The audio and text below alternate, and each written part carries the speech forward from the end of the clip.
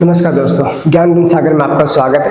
तो चलिए बात करते हैं आज के करंट अफेयर के द हिंदू न्यूज़पेपर एनालिसिस का करते हैं इसका एनालाइज। ठीक है, तो स्टार्ट करते हैं इस आर्टिकल से। 98.2% Bihar voters have submitted documents. देखिए जो बिहार में SIR चल रहा था ना, स्पेशल इंटेंसिव रिवीजन, उसके बारे में डिस्कस करेंगे। Number of Islamic militant killed in Nigerian Airstrike. यहाँ पे थोड़ा कैमरून और नाइजीरिया का रिलेशन यहाँ देखेंगे। क्रिप्टो करेंसी के बारे में थोड़ा डिस्कस करेंगे। How have deception technique evolve. यहाँ पे हम लोग बात करें क्या कि जो ये अपना नेवी फोर्स है उसमें क्या क्या प्रोजेक्ट्स है या फिर कितने सबमरीन्स वगैरह है उसके बारे में डिस्कस करेंगे। और डिसेप्शन कैसे काम किया आपने, जो INS सिंदूर, जो अपना ऑपरेशन सिंदूर हुआ है उसमें इसने कैसे काम किया उसके बारे में डिस्कस करेंगे। DRDO test multiple layered aids, थोड़ा ये DRDO के बारे में बात करेंगे और DRDO के फ्यूचर प्लान्स और इसमें क्या क्या मिशंस आने वाले हैं ये अपने DRDO के, और फ्यूचर एक्सपेरिमेंट्स इसके बारे में थोड़ा ये डिस्कस करेंगे। What was the new bill remove. ये तो आर्टिकल 3 दिन से चल रहा है लेकिन फिर भी थोड़ी यहाँ इसको डिस्कस कर ले, क्योंकि अगर जो न्यूज़ लगातार कंटिन्यूसली अगर न्यूज़ में रहता है तो उसके ऊपर ज़्यादा चांसेस है कि UPSC या अदर स्टेट PCS एग्जाम उसके ऊपर क्वेश्चन पूछ सकती है। ठीक है। ISRO holds a drop test for Gaganyaan mission. ISRO के बारे में भी थोड़ा पढ़ लेंगे। ठीक है। Sudan paramilitary group health hospital abducted, Sudan के बारे में पढ़ लेंगे। क्लाउड बस्ट के बारे में देख लेंगे। ठीक है, तो ये आज का टॉपिक है। देखते हैं first.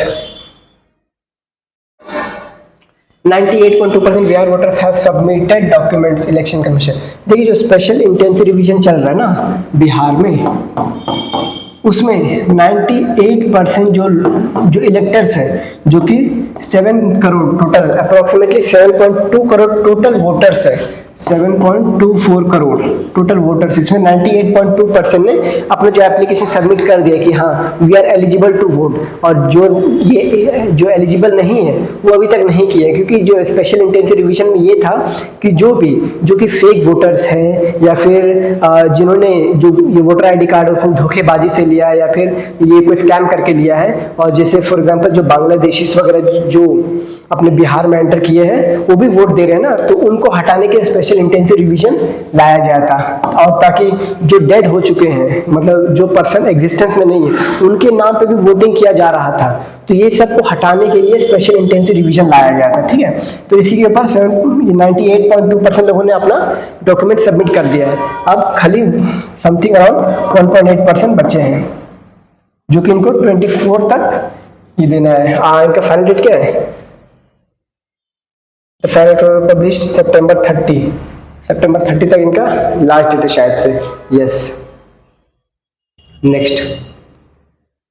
Archaeological survey of India is facing credibility crisis. देखिए इसमें आ जाएगा कि जो हम ये पढ़ेंगे इसमें से जो कि है अपने अमरनाथ रामाकृष्णन के, आर्कियोलॉजिस्ट के अमरनाथ रामाकृष्णन के बारे में पढ़ेंगे कि कैसे इनको ये तमिलनाडु से कैसे आसाम ट्रांसफर कर दिया गया। और आर्कियोलॉजिकल सर्वे ऑफ इंडिया में जो किलादी एक्सकवेशन है, किलादी एक्सकवेशन, उसमें थोड़ा प्रॉब्लम आया, उसके बारे में थोड़ा डिस्कस करेंगे। हालांकि ये पूरा आर्टिकल इंपॉर्टेंट है नहीं, इंपॉर्टेंट है आर्कियोलॉजिकल सर्वे ऑफ इंडिया जो कि UPSC में 2024 में ही पूछा गया था। क्या इसमें से जो ये कुछ आर्कियोलॉजिस्ट के नाम दिए थे और उनका नाम देके ये ऑप्शन में लिखा था कि किस चीज से रिलेटेड है, तो आर्कियोलॉजिकल सर्वे ऑफ इंडिया से रिलेटेड है। जैसे यहाँ पे कुछ ले लेंगे हम नाम, अलेक्जेंडर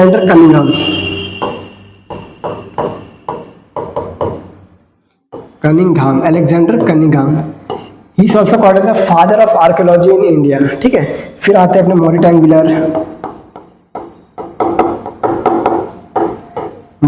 व्हीलर,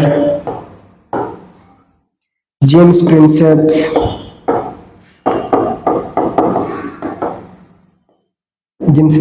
ठीक है। ये सब ये है, मतलब कुछ और से, हालांकि ये लिस्ट तो बड़ा लंबा है, तो कुछ इनसे खास, और जैसे अपने जो एक्सकवेशन किए थे, फॉर एग्जांपल ये हड़प्पा का एक्सकवेशन जो हुआ था अराउंड 1921 में, ये हड़प्पा को पूरे डिटेल में खोजा गया और इनको खोजा था दयाराम साहनी ने, दयाराम साहनी। ठीक है। एंड जो नेक्स्ट आते हैं अपने कि मोहनजोदारो को किसने खोजा था? मोहनजोदारो, तो इनको खोजा था अपना रखलदास बैनर्जी ने, रखलदास बैनर्जी, रखलदास बैनर्जी, रखलदास बैनर्जी। ठीक है, तो ये अब यहाँ पे थोड़ा किलादी, ये किलादी के बारे में बात करते हैं, किलादी एक्सकैवेशन का। तो ये किलादी एक्सकैवेशन जो है अपना, ये आता है अपना वायगाय वैली में आता है, समथिंग अराउंड या वायगाय वैली सिविलाइजेशन में। अब यहाँ का ये कहना है कि जो वायगाय वैली सिविलाइजेशन है ये अराउंड 12th सेंचुरी से लेके 6th सेंचुरी BC तक आया था, BC। क्योंकि देखिए जो अपना फर्स्ट अर्बनाइजेशन फेज था वो अपना इंडस वैली सिविलाइजेशन था, जो कि अराउंड 2300 से लेके 1900 BC तक था। ठीक है, अब ये आता है अपना 1200 से लेके 600 BC तक, क्योंकि आप देखते हो जो अपना एंशिएंट में टाइम पीछे चलता है, यहाँ पे आता है, हाँ ये अपना 1 BC आता है और ये 180, इसके बाद 1 2 3 4 5 6 7, यहीं से 1 2 3 4 5 6 7 8 ऐसा तक आता है। तो यहाँ पे 2300 के आसपास ये यहाँ पे ये मैंने सेंचुरी लिखा है। ठीक है, 200 300 400 500 600 700 800 तक 2300 यहाँ पे था अपना इंडस वैली सिविलाइजेशन। ये जो टाइम है ये अपना इंडस वैली सिविलाइजेशन का टाइम है। ये अपना फर्स्ट मॉडर्न एज सिविलाइजेशन है, जहाँ पे मॉडर्न सिटी, मॉडर्न डेवलपमेंट और मॉडर्न इंफ्रास्ट्रक्चर देखा गया था। अब वही आता है ये देखिए, फिर उसके बाद जब 19th सेंचुरी में, सॉरी 19th, ये 900 BC में जब ये जो अपना इंडस वैली सिविलाइजेशन है ये पूरा डिक्लाइन कर गया था। ठीक है, ये जब डिक्लाइन कर गया तो फिर ये माना जाता है कि उसके बाद जो अर्बनाइजेशन आया था वो अर्बनाइजेशन डायरेक्ट मौर्यन टाइम के, मौर्यन और अपना महाजनपदास के टाइम पे आया। लेकिन जो किलादी एक्सकवेशन है, ये जो किलादी एक्सकवेशन है ये कहता नहीं, अर्बनाइजेशन ये 12th सेंचुरी में भी था, ये अपना 1200 BC में भी अर्बनाइजेशन था यहाँ पे। और उसका प्रूफ है अपना वायगाय वैली सिविलाइजेशन, जहाँ पे किलादी एक्सकवेशन किया गया है। यहाँ पे भी मॉडर्न ब्रिक्स का इस्तेमाल किया गया है, यहाँ पे भी मॉडर्न ब्रिक्स का इस्तेमाल किया गया है। तो ये इसका सारांश है इस आर्टिकल का। हालांकि इस आर्टिकल में और भी कुछ मेंशन है जो कि हमारे एग्जाम पर्सपेक्टिव के लिए इंपॉर्टेंट नहीं है, वो हमारे इंफॉर्मेशन के लिए है, लेकिन एग्जाम पर्सपेक्टिव के लिए इंपॉर्टेंट नहीं है। आप यहाँ पे सिर्फ आर्कियोलॉजिस्ट के अमरनाथ रामकृष्णन का नाम याद रख सकते हो, क्योंकि ये बोला गया है कि इनको मतलब पॉलिटिकल प्रेशर, मतलब ज़्यादातर पॉलिटिकल न्यूज़ है कि जहाँ पे इनको केरला से आसाम ट्रांसफर कर दिया गया था, तो उसमें थोड़ा ये आता है। बाकी मेन मुद्दा ये है। ठीक है, ये आता है किला excavation. Now let's come to the next. Number of Islamic militant killed in the Nigerian air strike, Nigerian air strike. ये अपना नाइजीरिया है, ये रहा अपना नाइजीरिया। ठीक है, ये आता है अपना niger river, niger river, niger river. ठीक है, नाइजर रिवर, नाइजर रिवर। ठीक है, उसके बाद ये आता है अपना कैमरून, कैमरून, इसका कैपिटल याओंडे, याओंडे। ठीक है, अब माना जा रहा है कि नाइजीरिया में जो नाइजीरियन की जो मिलिट्रीज है, मिलिट्री ने नाइजीरियन ये जो अपना बोको हराम मिलिटेंट ग्रुप है उसके ऊपर एयर स्ट्राइक किया है। ये रहा, ये बोको हराम का पूरा जो है गढ़ है। यहीं पे बहुत से टेररिस्ट जो कि नाइजीरिया में सत्ता पलट करने के ये विचार से रहते हैं, ठीक है, तो यहीं पे अटैक किया है। तो यहीं पे अराउंड 35 मर गए। तो ये तो अफ्रीका में, जैसे अफ्रीका में कू पलटी करना वगैरह ये सब जो चलता रहता है, लेकिन मेन हमें पढ़ना है कि यहाँ पे मैपिंग पढ़ना है, क्योंकि कैमरून 2023 के यूपीएससी से पूछा गया था कि डीआरसी, जो डीआरसी ये डेमोक्रेटिक रिपब्लिक कॉन्गो, जो कॉन्गो रिवर है ना, कॉन्गो बेसिन में कौन कौन से कंट्रीज आते हैं, तो कॉन्गो बेसिन में कैमरून भी आता है, कॉन्गो बेसिन में कैमरून भी आता है। ये रहा कैमरून, क्योंकि एक जो रिवर है ये ऐसा गया है, ठीक है, और ये अपना आता है, ये अपना आता है, ये उगांडा आता है, यहाँ पे उगांडा आता है, ये अपना रवांडा आ गया, रवांडा आ गया, ठीक है, ये अपना तंजानिया आ गया, तंजानिया आ गया, ये मोजाम्बिक। लेकिन ये पूछा गया था कि कौन सा कंट्रीज ये कॉन्गो बेसिन में आता है, तो कैमरून आता है, ठीक है, ये पूछा गया था यूपीएससी में। तो ये मैपिंग का सवाल था। ये नाइजीरिया से कैपिटल अबुजा, और इसके जो ये है नाइजीरिया का जो ये अपना है Benin.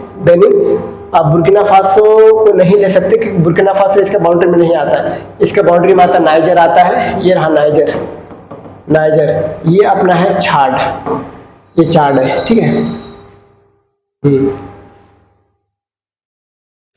Next, okay, we have a deception technique evolved. How have deception technique evolved? देखिए डिसेप्शन टेक्निक में ये होता है ना, इसको मैं आपको बेसिक समझाता हूँ। डिसेप्शन टेक्निक वो होता है कि जहाँ पे जो सबमरीन्स वगैरह होती है वो रडार से छुप के अपने दुश्मनों पर अटैक करती है। जैसे कि ये वाला बताते हैं, ये वाला जब तक पानी के नीचे रहती है रडार से छुप के और दुश्मनों पे अटैक करती है। अब इस पे हम कुछ ये कॉन्सेप्ट पढ़ेंगे कि what is air independent propulsion system. Air independent propulsion system क्या है और इंडिया इसका डिमांड क्या कर रहा है और डीआरडीओ इसको बनाने में कहां तक सफल हुआ है, इसके बारे में डिस्कस करेंगे, ठीक है। अब देखिए एयर इंडिपेंडेंट प्रोपल्शन सिस्टम ये अभी तक अपने इंडिया में इंडक्ट नहीं किया गया है। जो अपना प्रोजेक्ट 75 है ना, प्रोजेक्ट 75 आई के अंदर प्रोजेक्ट 75 आई के अंदर ये एयर इंडिपेंडेंट प्रोपल्शन सिस्टम बनाने का प्लान फ्रांस के साथ चल रहा है, लेकिन अभी तक ये डील मतलब ये नेगोशिएशन के चक्कर में पूरा कंप्लीट हो नहीं पाया, ठीक है। तो प्रोजेक्ट 75 के अंदर इलेक्ट्रिक डीजल सबमरीन्स जो कि टोटल 6 है, 6 के 6 इंडियन आर्मी को इंडक्ट कर दिया गया है, ठीक है। अब यहाँ पढ़ते हैं कि डिसेप्शन टेक्निक कैसे इवॉल्व हुआ। डिसेप्शन टेक्निक जो अभी रिसेंटली ऑपरेशन सिंदूर हुआ, वहां पे भी जो अपना इंडियन नेवी है इसमें इंडियन एयरफोर्स ने x guard fibre optic tower decoy को ये इंडक्ट किया था और ऑपरेशन सिंदूर को अंजाम दिया था। मतलब डिसेप्शन मतलब जो पाकिस्तानी आर्मी थी इसको डिटेक्ट नहीं कर पाई थी, ठीक है। इसी तरह ऑपरेशन सिंदूर भी सफल हुआ था। अब यहाँ पे ये देखिए ये एक्स गार्ड के बारे में बताया कि ये कैसे रफाल से जुड़ा हुआ है, कैसे रफाल की कंपनी ने इसको ये किया था।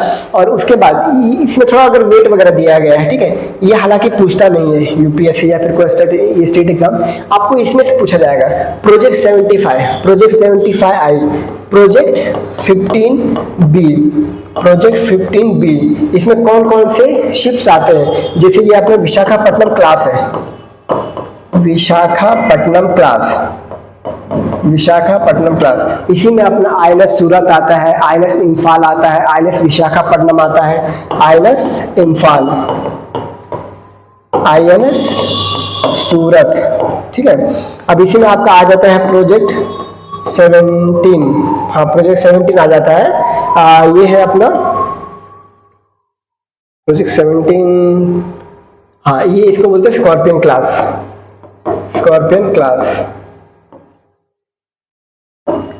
प्रोजेक्ट 17 क्या है, आईएनएस सूरत, आईएनएस सूरत तो इसमें आ गया। दिल्ली क्लास है, कोलकाता क्लास, इसमें कोलकाता क्लास आ सकता है, ठीक है। तो ये इसका ओवरऑल था कि डिसेप्शन कैसे इवॉल्व हुआ, कैसे इसने आईएनएस ये ऑपरेशन सिंदूर में दिया, ये अपना योगदान दिया, ठीक है। बाकी यहाँ पे कुछ इसका डिटेल ये मेंशन हुआ है जो कि किसी भी एग्जाम में मोस्टली नहीं पूछता, ठीक है। नेक्स्ट बात करते हैं, what is the new bill to remove PM CM minister. अब इसका देखिए ये आर्टिकल 3-4 दिन से चल रहा है, ठीक है। अभी इसको जॉइंट पार्लियामेंट्री कमेटी को दे दिया गया है, जॉइंट पार्लियामेंट। इसमें कौन कौन से आर्टिकल इन्वॉल्व है देख लेते हैं, ठीक है। इसमें जो आर्टिकल इन्वॉल्व है वो है अपना आर्टिकल 164, यहाँ पे मेंशन है क्या आर्टिकल 164, नहीं पता नहीं। आर्टिकल 161 मेंशन जिसमें मिनिस्टर्स का बात करता है, मिनिस्टर्स प्रोविजंस विद मिनिस्टर्स का प्रोविजन कि जो मिनिस्टर्स है उसको अगर 30 डेज से अबव, ये आर्टिकल जो जॉइंट पार्लियामेंट्री कमेटी को दे दिया गया है रिव्यू करने के लिए, तो उसमें बताया कि जो मिनिस्टर्स अगर 30 डेज से ज्यादा किसी भी क्रिमिनल कॉन्स्पिरेसी या क्रिमिनल केस में जेल के अंदर है और उनका जो ट्रायल चल रहा है तो उन्हें और अगर उनका सजा 5 ईयर से ज्यादा जेल का होता है, 5 ईयर से ज्यादा अगर जेल का होता है तो उन्हें, अगर वो सीएम भी है, अगर वो प्राइम मिनिस्टर भी है या फिर स्टेट मिनिस्टर्स भी है या फिर दिल्ली का चीफ मिनिस्टर भी हो, तो उन्हें अपने पोस्ट से हटा देना चाहिए।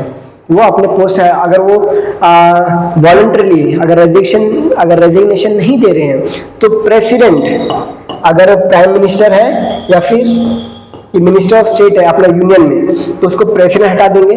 अगर स्टेट में मिनिस्टर जैसे अगर सीएम है तो उसको गवर्नर हटा देंगे, गवर्नर हटा देंगे।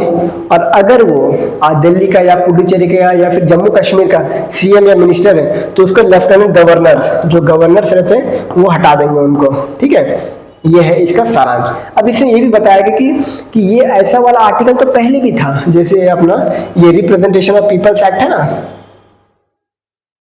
देखिए रिप्रेजेंटेशन ऑफ पीपल्स एक्ट,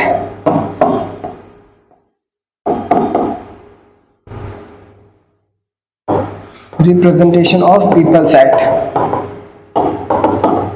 1951, इसमें भी जो सेक्शन 8 क्लॉज 4 है और सेक्शन 3 है, शायद से मेंशन है क्या, यहाँ पे मेंशन नहीं है, बट सेक्शन 8 क्लॉज 4 है, ठीक है।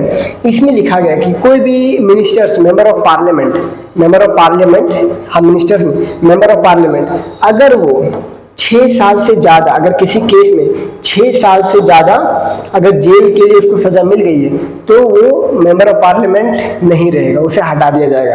अब यही वाला केस अपना लिली थॉमस में आता है, लिली थॉमस 2013 में आता है कि इसमें मिनिस्टर्स को क्यों नहीं लिया गया है, मिनिस्टर्स को क्यों नहीं लिया गया है कि मेंबर ऑफ पार्लियामेंट को सिर्फ क्यों, ये मिनिस्टर्स को भी लेना चाहिए क्योंकि मिनिस्टर भी तो मेंबर ऑफ पार्लियामेंट होते हैं, मेंबर ऑफ पार्लियामेंट बनने के बाद ही मिनिस्टर बनते हैं। और यहाँ पे लिखा है कि अगर मिनिस्टर्स ने उसके बाद ये याचिका दायर कर दिया, मतलब क्या बोलते हैं अपील, अगर अपील कर दिया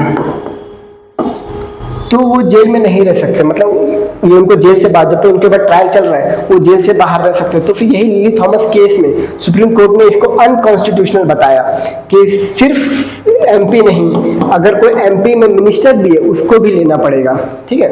ये नेक्स्ट बात करते हैं, DRDO test multi layered air defence system successfully. देखिए डीआरडीओ में इसमें integrated air defence weapon system, integrated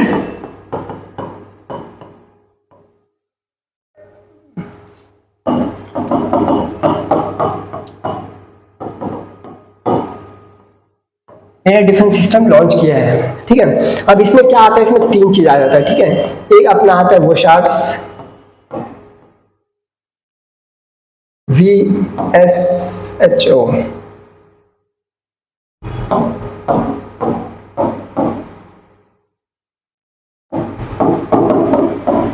very short range air defence system, very short range air defence system, ठीक है। और नेक्स्ट आता है इसमें अपना डायरेक्ट एनर्जी वेपन, ठीक है। डायरेक्ट एनर्जी वेपन क्या होता है, जो अपने लेजर टेक्नोलॉजी, आपने मोस्टली कार्टून वगैरह में देखा होगा, जो लेजर टेक्नोलॉजी से ये अटैक होता था, वो वाला डायरेक्ट वेपन सिस्टम। नेक्स्ट आता है अपना QRSAM, quick response surface to air missile, quick response surface to air, ये अपना डीआरडीओ का ये मतलब ट्रायल किया है इसमें, ठीक है। अब इसमें और कुछ है, unmanned aerial vehicle, multi copter drone, वो शार्ट्स के बारे में बताया, और कम्युनिकेशन, हाँ चांदीपुर में, जो चांदीपुर अपना उड़ीसा में, ठीक है, उड़ीसा में। अब चांदीपुर के बारे में एक इंटरेस्टिंग चीज बताता हूँ कि चांदीपुर में जो ना वहाँ पे टाइड वेव ज्यादा है, मतलब एक बार 5-5 घंटे में, एवरी 5 years जो समुद्र की लहरें हैं वो 3-4 किलोमीटर ये पूरा ये ओपन हो जाता है 4-5 घंटे के लिए, फिर वापस थोड़ा बढ़ जाता है, फिर वापस आ जाता है। ये चांदीपुर का जो टाइड्स है ना, हाई टाइड्स और लो टाइड्स वहाँ पे आते रहते हैं, ठीक है। जो पानी का स्तर है ये 3-4 किलोमीटर है, ये अप्रोक्सीमेटली 3 से 4 किलोमीटर है, 3 से 4 किलोमीटर है। ये यहाँ से आता रहता है, मतलब हर एक 5-6 किलोमीटर में 8 घंटे में, 3-4 घंटे में ये आता रहता है। 3-4 किलोमीटर तक पूरा जो समुद्र है पूरा दूर तक चला जाता है, मतलब ये पूरा अपना ये लो टाइड्स हो जाता है और फिर हाई टाइड्स आ जाता है 3-4 घंटे में सिर्फ चांदीपुर में। ये अपने 2013 का यूपीएससी का प्रीवियस ईयर क्वेश्चन है, 2013 का शायद से, ठीक है। अब इसमें थोड़ा देखते हैं क्या क्या आता है। ये अपना था वो शार्ट, ये है वो शार्ट, मतलब इसको कंधे पे लेके फायर करते हैं, मतलब वेरी शॉर्ट रेंज, मतलब यहाँ से इसका जो रेंज रहता है समथिंग अराउंड ये 10 किलोमीटर 5 किलोमीटर के आसपास। अगर 5 किलोमीटर के रेंज में अगर कोई मिसाइल आ रहा है तो उस पर अटैक कर सकते हैं। ये अपना वो शार्ट है, very short range air missile system, very short range defence system, ठीक है। ये अपना है quick response, quick response short range air missile. Quick response surface to air missile है, quick response surface to air missile. मतलब इसमें देखिए ये क्या है ना, अगर इमीडिएटली अगर आर्मी के पास कोई रिसोर्सेस नहीं है तो ये एटलीस्ट ये रिसोर्सेस रहता ही रहता है, ठीक है, ये रहेगा ही रहेगा। इसमें क्या है, तुरंत इलेक्ट्रिसिटी की भी जरूरत नहीं है, ये बैटरी सर्विलांस के हाई पे चलता है, मतलब बैटरी पे चलता है हमेशा। बाय चांस अगर पावर कट भी कर दिया, अगर टेररिस्ट वगैरह ने पावर कट भी कर दिया तो ये बिना पावर का भी चलता है, मतलब ये बैटरी से चलता है, ठीक है। Battery command post vehicle, battery multi factor, मतलब पूरा बैटरी पे चलने वाला है कि तुरंत अगर टेररिस्ट वगैरह ने यहाँ पे ये क्या बोलते हैं, अगर पावर सप्लाई कट भी कर दिया है उसके बावजूद ये वाले जो quick response surface to air missile काम कर सकता है। अब ये है अपना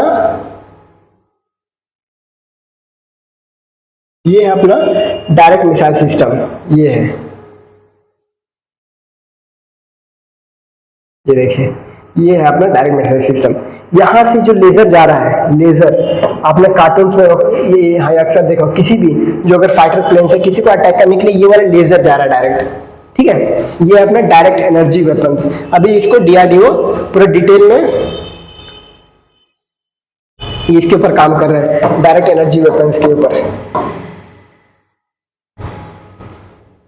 नेक्स्ट आते हैं tariff put on India to force Russia to stop war. देखिए इसका सारांश ये है कि जो ट्रंप ने हमारे ऊपर जो इंडिया के ऊपर जो टैरिफ लगाया उसका मेन मुद्दा ये था कि इंडिया रशिया से ऑयल ना खरीदे, क्योंकि जब इंडिया रशिया से ऑयल खरीद रहा है तो रशिया को इकोनॉमिकली बेनिफिट हो रहा है, और वही वाला मनी जो रशिया को तेल बेच के हो रहा है, मतलब जो ऑयल जो अपना क्रूड ऑयल बेच के हो रहा है प्रॉफिट, उसी से वो रशियन फाइटिंग मतलब अटैक ऑन यूक्रेन में अटैक करने के लिए सेम अमाउंट वो यूज कर रहा है, मतलब उसके पास और पैसे आ रहे हैं और यूक्रेन पे और अटैक करता जा रहा है। तो इसलिए बोला कि हमने इसलिए लगाया, हमारा कोई दुश्मनी नहीं है इंडिया से, इंडिया इस और अलाइ, इंडिया हमारा दोस्त है, हम रशिया को हराने के लिए कर रहे हैं।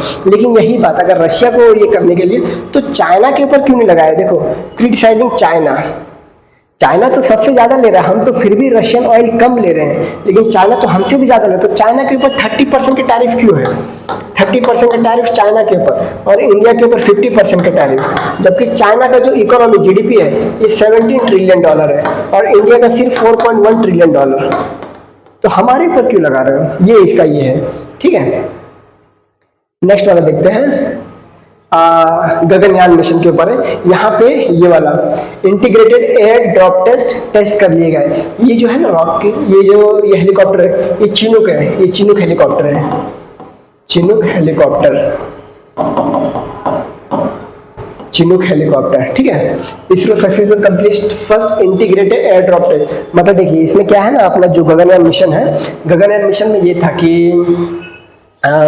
ये पूरा मिशन का ये सारांश है, लेकिन मैं आपको डिटेल में थोड़ा सा ये 3 हाई स्टेप में जाना। जो फर्स्ट 2 स्टेप है वो अनमैन्ड मिशन रहेगा। इसमें सिर्फ एक व्योम मित्र नाम का एक रोबोट है, ठीक है, मतलब ये फीमेल रोबोट है, उसको भेजा जाएगा ताकि ये चेक करने के लिए अगर रोबोट में कुछ नुकसान हो रहा है, ठीक है, तो अपने जो ह्यूमन फ्लाइट जा रहा है जिसमें कुछ 4 क्रू रहेंगे, अगर वो जा रहे हैं तो उनके ऊपर भी ये नुकसान हो सकता है। तो पहले जो फ्लाइट जो है दो वो अनमैन्ड रहेंगे, दोनों में ये व्योम मित्रा रहेगी, इसका नाम है व्योम मित्रा, ये जाएंगे। अब तीसरा जो रहेगा उसमें मैन रहेगा, मतलब 4 क्रू मेंबर्स रहेंगे, 4 एस्ट्रोनॉट रहेंगे। अब जाएंगे कैसे और आएंगे कैसे? देखिए फर्स्ट स्टेप रहेगा GSLV Mark 3 यूज होगा, GSLV Mark 3 यूज होगा।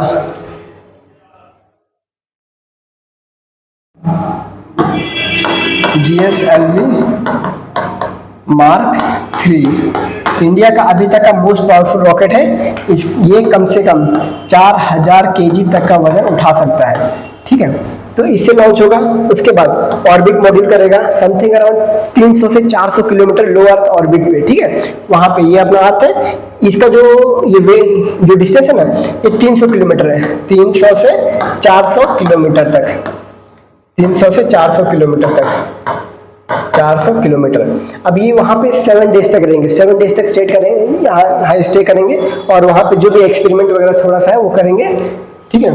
उसके बाद ये जब 7 दिन बीत जाएंगे तब जो रॉकेट गया था अब वो अपने इससे जो भी गया था ये अपना स्पेसक्राफ्ट से उसे ये डिबूस्ट हो जाएगा। उसके बाद ये गिरेगा नीचे, मतलब ग्रेविटी के दम पे फिर नीचे गिरेगा, नीचे आएगा। अब उसी को टेस्ट करने के लिए ये है जो अपना शिनूक से कि ये ऊपर से फेंक रहे हैं कि जब वो समुद्र में गिरेगा, हालांकि यहाँ पे पैराशूट लगा रहेगा, ठीक है, यहाँ पे पैराशूट लगा रहेगा, लेकिन जब ये गिरेगा तो ह्यूमंस पे क्या इफेक्ट आएगा, जो अपने क्रू जाने वाले उनके ऊपर क्या इम्पैक्ट आएगा, उसी के ऊपर पूरा डिस्कस किया गया है कि इंटीग्रेटेड एयर ड्रॉप टेस्ट, इसी के ऊपर। अब गगनयान का पूरा मिशन मैंने बता दिया। ये व्योममित्र है और ये जीएसएलवी मार्क 3 में यहाँ जाने वाला है अनमैन्ड मिशन। और इसमें टोटल इसमें 4 मेंबर रहेंगे, 3 इंडियंस, सॉरी 3 इंडियंस, हाँ ये 3 मेंबर रहेंगे जिसमें से एक फीमेल रहेगी, ठीक है। ये 7 डेज तक रहेंगे स्पेस में, 300 से 400 किलोमीटर एल्टीट्यूड तक रहेगा। और बस एग्जाम के लिए इतना ही। ये हाँ, इसमें रशिया और फ्रांस इंडिया का साथ दे रहा है, Russia and France supporting India, Russia and France. और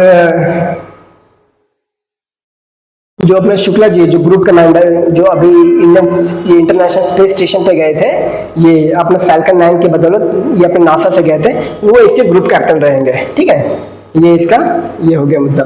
अब नेक्स्ट बात करते हैं crypto currencies unlocking the digital world. देखिए क्रिप्टो करेंसीज के बारे में उतना ही जानेंगे जितना ये यूपीएससी या अदर स्टेट एग्जाम में पूछा जाएगा। कि देखिए लिस्ट ऑफ क्रिप्टो करेंसीज है, बिटकॉइन। क्रिप्टो करेंसी सिर्फ नाम है, बाकी ये कॉइन्स है, एथेरम हो गया, बिनांस हो गया, टेथर हो गया, सोलाना हो गया। अब देखिए क्रिप्टो करेंसी पे ये थोड़ा सा डिस्कस करते हैं कि क्रिप्टो करेंसी जो है इसकी कोई सेंटर गवर्नमेंट ये सब इसको ये रन नहीं करती, और ना ही ये किसी ये सेंट्रल गवर्नमेंट या ये रिजर्व बैंक ऑफ इंडिया द्वारा इशूड रहता है। इसका बैकिंग कोई सेंट्रल गवर्नमेंट नहीं करता। मतलब ये है कि ये इंडिपेंडेंट है। अभी तक वर्ल्ड में टोटल सिर्फ 21 करोड़, नहीं सॉरी नॉट 21 करोड़, 21 मिलियन, मतलब 2 करोड़ 10 लाख सिर्फ बिटकॉइंस है। बिटकॉइन सिर्फ इतना ही है, 2 करोड़ 10 लाख, 2 करोड़ 10 लाख इतना ही है। अब इसी में ये होता है कि इसका प्राइस घटता बढ़ता है, और अभी इसीलिए इसका प्राइस इतना है 961 बिलियन, 961 बिलियन एक बिटकॉइन का प्राइस है, ठीक है। अब देखते हैं कि ये इसमें और क्या ये मैनेज कैसे थे। ये मैनेज होता है ब्लॉकचेन के ऊपर, ब्लॉकचेन। अभी देखिए ये आर्टिकल में सिर्फ ये बताया कि अगर आपको नहीं आता है ये बिटकॉइन या फिर क्रिप्टो करेंसी तो आप इसे मत जाइए। इसमें सिर्फ ये बताया कि आपको क्रिप्टो करेंसी में ट्रेड नहीं करना चाहिए अगर आप नहीं जानते तो, क्योंकि अगर आप दिमाग से करेंगे या फिर सोच समझ के पूरा पढ़ने और समझने के बाद तो उसको इन्वेस्टमेंट बोलेंगे। और अगर बिना पढ़े लिखे तो गैम्बलिंग हो जाएगा, मतलब आप जुआ खेल रहे हो अगर आपने बिना सोचे समझे ये इन्वेस्ट किया। तो इसमें वही बताया है। तो बाकी डिटेल ये है बिटकॉइंस के ऊपर कि ये कैसे रन करते हैं। और एक और आता है अपना डोजी कॉइन आता है, डोजी कॉइन जो कि इलॉन मस्क का है, ठीक है, डोजी कॉइन आता है। तो ये और ये ब्लॉकचेन पे ये रन होता है। ब्लॉकचेन क्या होता है? ब्लॉकचेन होता है ये वाला, मतलब ये एक हाईली डिसेंट्रलाइज्ड सिस्टम है। डिसेंट्रल मतलब इसको कोई भी सेंट्रल गवर्नमेंट या वर्ल्ड का कोई भी गवर्नमेंट इसको रन नहीं करता ब्लॉकचेन को, ठीक है। अब इसमें देखिए कोई भी ट्रांजैक्शन आप कर रहे हो, ठीक है, जैसे मैं राहुल ठाकुर मैंने किसी से ट्रेड किया, ठीक है, कि मैंने किसी को बिटकॉइन बेचा, ठीक है। अब ये इसमें सेव हो जाएगा, इसमें ऐसा सेव हो जाएगा। अब वही वाला बिटकॉइन सामने वाले बंदे ने किसी और से शेयर किया, अब ये वहीं पे ये सेव हो जाएगा। अब इसमें जब ये भर जाएगा पूरा ये वाला ब्लॉक अगर भर जाए तो इसी में एक और ब्लॉक ऐड हो जाएगा, हैशटैग ऐड करके, #2 #3 ऐसा ब्लॉक ऐड हो जाएगा, ठीक है। ये हाईली डिसेंट्रलाइज्ड है और इसको कोई चेंज नहीं कर सकता, इसको कोई चेंज नहीं कर सकता, ना ही इसको कोई ऑडिट कर ये अल्टर कर सकता। मतलब एक बार जो ट्रांजैक्शन हो गया, हाँ इसमें चेंजेस होते हैं कि जो आगे अगर आपने ट्रांजैक्शन आगे बढ़ाया तो उसका भी नाम ऐड हो जाएगा, लेकिन जो पिछला ट्रांजैक्शन हो चुका है वो मिटेगा नहीं। ये इसका ये है, ठीक है। तो देखिए ब्लॉकचेन इसमें भी काम आया है, ब्लॉकचेन और क्रिप्टो करेंसी में। इसमें ये इश्यूज क्या है, देखिए जो अपना जो अपना ये इंडियन गवर्नमेंट है ये इस पर 30% का टैक्स लगाती है। अगर आप बिटकॉइन या क्रिप्टो करेंसी से पैसे जीतते हो और या आपको प्रॉफिट होता है, आपको 30% टैक्स गवर्नमेंट को देना पड़ेगा। मतलब अगर आपको 10 रुपया आप जीते तो आपको 3 रुपया गवर्नमेंट को देना पड़ेगा, आपके पास सिर्फ 7 रुपये बच जाएगा। ठीक है, आप इतना यूज कर पाओगे। तो ये इसका ये मुद्दा है। ठीक है, अब इसमें ये भी है कि क्रिप्टो करेंसी से प्रॉब्लम क्या होता है। क्रिप्टो करेंसी से प्रॉब्लम होती है कि टेररिज्म फंडिंग भी होता है इससे। ठीक है, अगर कोई भी सरकार आपको मतलब अगर कोई कंट्री जैसे रशिया को बैन किया गया था स्विफ्ट से। स्विफ्ट एक इंटरनेशनल ये ट्रांजैक्शन वाला, ठीक है, ये स्विफ्ट मतलब इंटरनेशनल जो ट्रांजैक्शन होता है वो स्विफ्ट में रिकॉर्ड होता है। तो अभी यूएस ने रशिया को इससे बैन कर, तो बहुत से रशियन जो थे उन्होंने क्रिप्टो करेंसी के मदद से पेमेंट वगैरह ये सब किया है ये हथियार परचेस करने में। ठीक है, Sudan paramilitary group shells hospital abduct 9 disease city. देखिए जो अफ्रीका है, अफ्रीका बहुत ही गरीब देश है। अफ्रीका में जो भी कंट्रीज आते हैं, ये अपना सूडान आ गया, ये सब बहुत गरीब देश है। ये मोस्टली सत्ता पलट कू में ये हाई बिलीव करते हैं, क्योंकि इनका वहाँ माना जाता है कि हमारे पास युद्ध अगर नहीं करेंगे तो करेंगे, क्योंकि ना यहाँ पे रिसोर्सेस है, ना भी यहाँ पे हाई लिटरेसी है, माल न्यूट्रिशन है बहुत ज़्यादा। तो ये अपना सूडान का मैप आ गया, ये अपना सूडान का मैप आ गया। ठीक है, अब यहीं पे ये वाला पूरा ये Sudan paramilitary rapid support force set a hospital in north Darfur. ये वाला अपना रीजन जो है दारफुर का रीजन है। ये जो रीजन है ये है दारफुर का रीजन। दारफुर ये है दारफुर का रीजन। क्या लिखा है, दिस इज द एल फशर, ये है अपना एल फशर का रीजन।